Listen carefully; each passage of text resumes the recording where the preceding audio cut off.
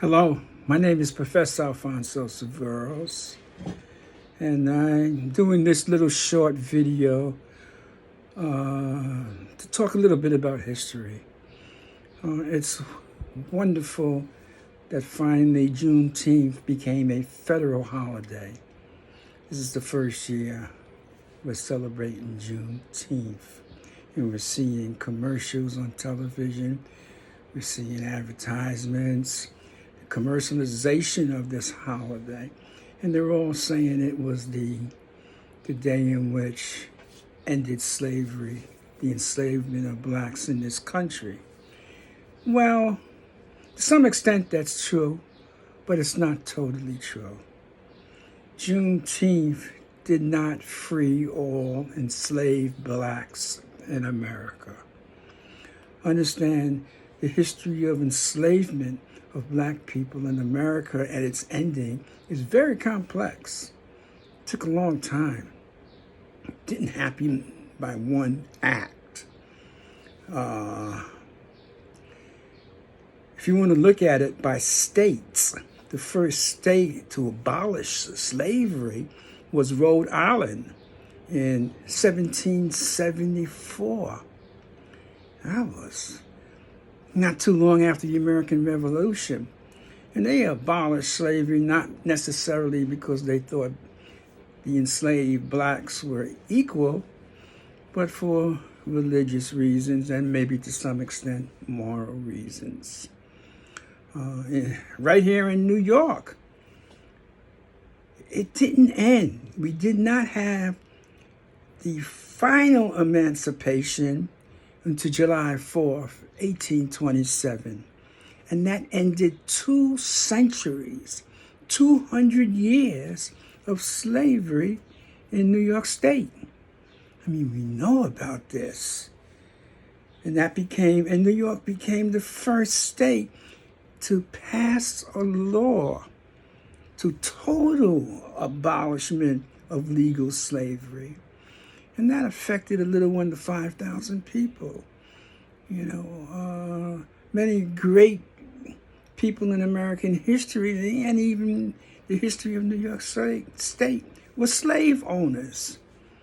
We just have this play on Alexander Hamilton, and I don't underestimate his contributions to the formation of the government, but he was a slave owner too. So the history of enslavement is complex and it varied in the North from state to state. By the time of the Civil War, 1861 to 1865, you had 34 states, in which 11 of those states were slave states. That included Texas. And they eventually formed the Confederacy with a total population of over 9 million people, in which 3.5 million were slaves of that 9 million. So 1/3 of the Confederacy was slaves. And this was 1861 to 1865. And by the time the war ended in 1865, you had 5 states with over 400,000 persons, enslaved persons. 5 states. Each one had over 400,000 slaves. At the beginning of the Civil War, the majority of millionaires in this country were in Mississippi. Right now, the poorest state in the Union. All right? So the Civil War starts in 1861, and in 1863, Lincoln issues the Emancipation Proclamation. Now, let me explain. You had the northern states, you had the Confederate southern states, that included the state way out there, distant Texas, and you had the border states. Up until 1861, the start of the Civil War, most of the northern states freed their slaves. All right? Not the issue with some of the border states. Some of the border states who were part of the Union contribute and fought on the Union slavery was legal, such as Delaware. So in 1863, when Abraham Lincoln issued the Emancipation Proclamation, he freed the slaves in the Confederacy, the southern states, including Texas. And that was the 3.5 million enslaved black folks. But the word didn't get to the blacks in Texas into 1865. That's Juneteenth, where another 250,000 blacks who were in Texas were freed. So in Juneteenth, 1865, you had the slaves already freed in the South for 2 years by the Emancipation Proclamation. You had, and that's 3.5 million. You had 250,000 that was freed Juneteenth by the Union Army reaching Texas.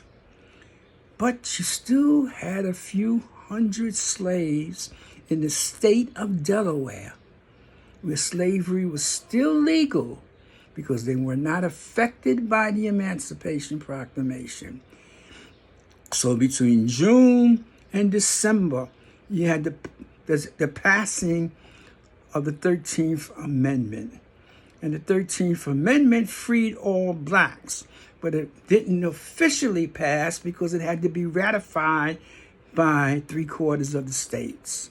So the blacks that were enslaved in Delaware, small in number, but still important, a few hundred, were enslaved after Juneteenth. And they were not freed until the passing of the 13th Amendment. This is history. This is American history. So it's important that we celebrate Juneteenth because it's a significant event. It freed 250,000 slaves in the state of Texas, enslaved people, black people in the state of Texas.